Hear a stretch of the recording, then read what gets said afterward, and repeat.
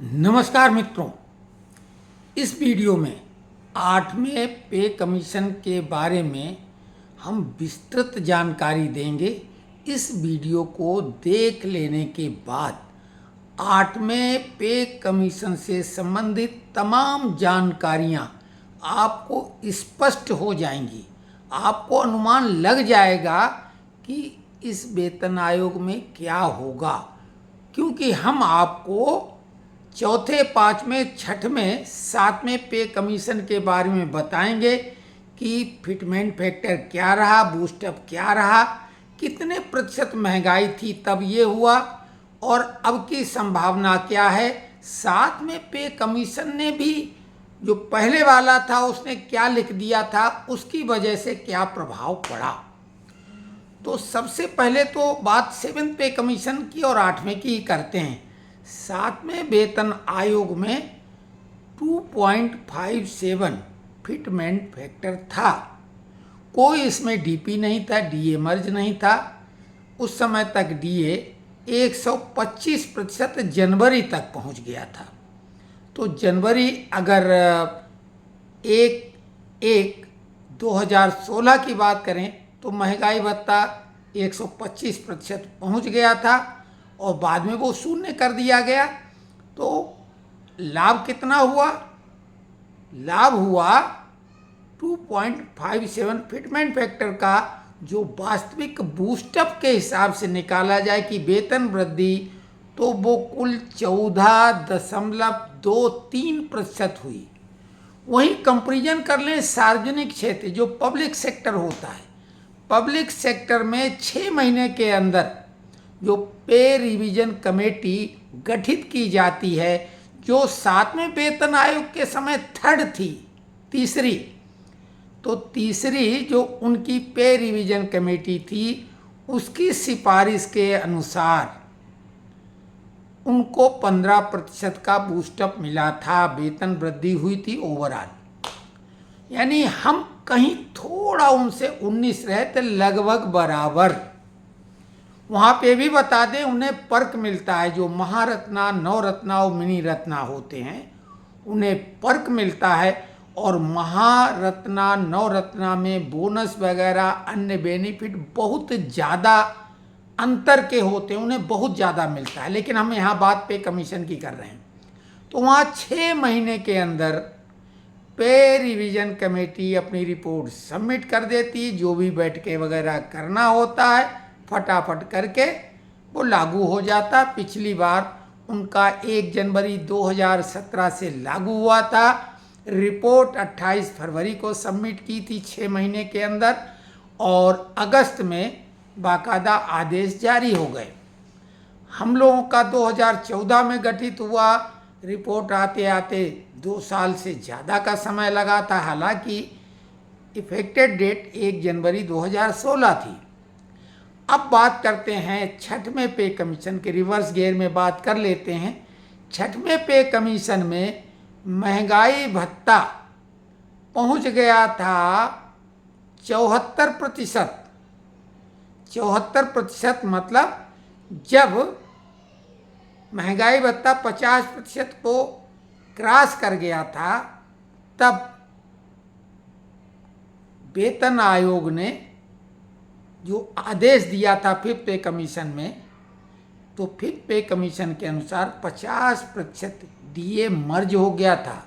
और उस समय डीए पहुंच गया था अप्रैल 2004 में 64%। तो 14% बाकी रह गया और 50% डीए मर्ज होकर उसे डीपी कहा गया। उसको बिल्कुल बेसिक पे जैसा ट्रीट किया गया, दोनों को मिला के उस पर महंगाई भत्ता मिल रहा था। उस समय हमारे को फिटमेंट फैक्टर मिला था 1.86 बेसिक प्लस डीपी पर। और ये लाभ जो है बहुत ज़्यादा था। अगर उसको फिटमेंट फैक्टर में कन्वर्ट करें सीधे बिना डीपी के, तो वो होता है 2.79। यानी 7th पे कमीशन का फिटमेंट फैक्टर अगर 2.57 है 125% डीए होने पर, तो वहाँ 74% डीए होने पर लाभ मिला था 2.79। अगर उससे थोड़ा और पहले चले जाएं फिफ्थ पे कमीशन में, तो उसमें फिटमेंट फैक्टर था 3.25 और ये जबरदस्त था। और डीए उस समय था 148%, यानी डीए भी जबरदस्त था, लेकिन फिटमेंट फैक्टर 3.25 था। अगर फोर्थ पे कमीशन में चले जाए तो फिटमेंट फैक्टर था 3.65, लेकिन उस समय डीए का फार्मूला थोड़ा अलग था। 90% तक डीए पहुंची थी, लेकिन उस समय का एआईसीपीआई का फार्मूला थोड़ा अलग था, इसलिए महंगाई भत्ता कम होता था। तो उस समय का फार्मूला बाद में बदला और उसके बाद हमने आपको बताया कि 5वें पे कमीशन में फिटमेंट फैक्टर 3.25 था, जबकि महंगाई भत्ता 148% था। 6वें में महंगाई भत्ता अगर मर्ज वाला हटा दिया जाए तो 74% था 1 जनवरी को 2006 को, और फिटमेंट फैक्टर अगर शुद्ध रूप से निकाला जाए तो निकलेगा 2.79, जो कि कहलाता है 1.86, क्योंकि 50% डीपी शामिल है। अब आ जाते हैं 8वें पे कमीशन पर। 8वें पे कमीशन में डीए है 1 जनवरी 2026 को 60%। मामला यहीं पे आया है। तो अब हमारा फिटमेंट फैक्टर कितना होना चाहिए? तो एक बात तो तय हो गई कि ये 2.57 से कम ही रहेगा, लेकिन 1.86 यानी जो कि असलियत में 2.79 था उससे भी कम रहेगा, क्योंकि महंगाई भत्ता 74% था। तो अगर हमारे श्रमिक नेता जो कि ये बातें कर रहे हैं बड़ी, थोड़ी कोशिश कर लें तो 2.28 और 2.57 के इर्द गिर्द हो सकता है, क्योंकि हमने 2.28 की जो बात की थी, अभी हमने बहुत बारीक इस पे होमवर्क किया है। तो एक बात है कि लिविंग स्टैंडर्ड जो ऊंचा हुआ है, ये डॉक्टर एकराइड के चक्कर में लगे हैं। अरे वो विदेशी था, अंग्रेज था, इंग्लैंड का था, उसे भेजा गया था, और उस समय का लिविंग स्टैंडर्ड कुछ नहीं था। फैमिली यूनिट में क्यों उलझे हुए हो? आप लिविंग स्टैंडर्ड पे आ जाओ। उस समय पेट्रोल के वाहन कोई यूज नहीं करता था, सामान्य कर्मचारी। अभी 4 व्हीलर सामान्य कर्मचारी के पास भी है, थर्ड ग्रेड के कर्मचारी उनके पास भी है। तो लिविंग स्टैंडर्ड पे आ जाइए। अब केवल रोटी कपड़ा से ज़्यादा खर्च अन्य चीज़ों पे होता है। तो 2.57 की बात है, हालांकि बिल्कुल सही 2.86 की डिमांड चल रही है, और हमारे नेताओं का कहना भी है कि 2.86 मांग मानी जा सकती है। कई लोग बोलते हैं नकारात्मक बात करते हैं, तो आज हम बहुत बारीक जांच करके ये बात बता रहे हैं कि 2.57 की डिमांड पे अगर ये अड़ जाएंगे तो सरकार को वो माननी पड़ेगी। 2.86 इनकी डिमांड आ चुकी है नीचे 3.833 से।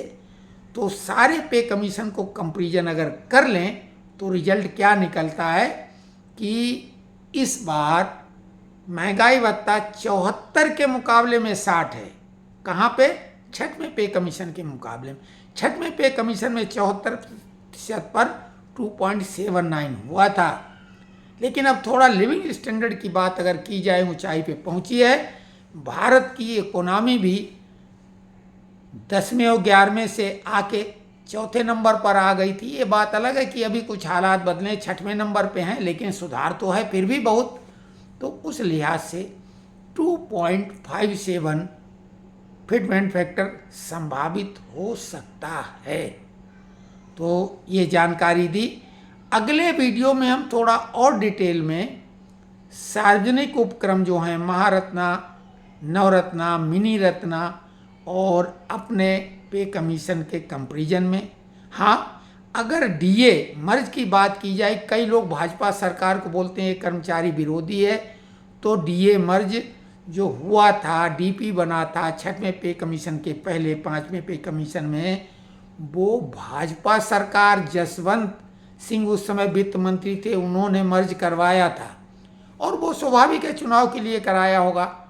और ये 5वें पे कमीशन में व्यवस्था थी, लेकिन 6वें पे कमीशन में ऐसी व्यवस्था नहीं थी। लेकिन अगर हमारे श्रमिक नेता अड़ जाते तो कांग्रेसी सरकार थी जो कर्मचारियों की हितैषी कही जाती है, उन्होंने पे कमीशन बहुत जल्दी घोषित कर दिया था 2 साल पहले। तो फिर अगर थोड़ा सा ये हमारे बहादुर साथी, विशेषकर राघवैया जी उस समय पूरे पावर में थे, जीसीएम में थे, 14 में ही श्री शिव गोपाल मिश्रा जी भी बन गए थे, तो अगर दबाव डालते तो उस समय डीए मर्ज होता तो फायदा ज़्यादा होता। लेकिन पिछली बार सबसे न्यूनाधिक, सबसे कम फायदा जो हुआ है वो 7th पे कमीशन में ही हुआ है और वो था 14.29%, जबकि पब्लिक सेक्टर में 15%। तो अब एक बात है कि नियर अबाउट 15 से 16% बूस्टअप यानी फायदा होगा। अब आप फिटमेंट फैक्टर में कन्वर्ट कर लीजिए। जानकारी कैसी लगी?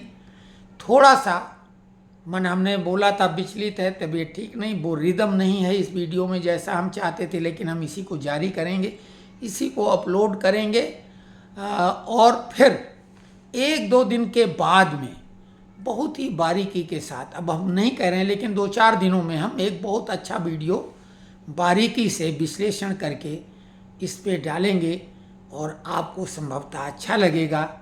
लेकिन फिलहाल इसमें हम ये कह सकते हैं कि जो हमने पिछली बार कहा था कि 2.28 से ज़्यादा नहीं हो सकता है, तो अभी हम ये बात कह सकते हैं कि जैसी बातचीत बढ़ रही है और अंतर्राष्ट्रीय स्तर पर अगर कोई बहुत बड़ा बवाल नहीं हुआ तो 2.57 पर बात बन जाएगी।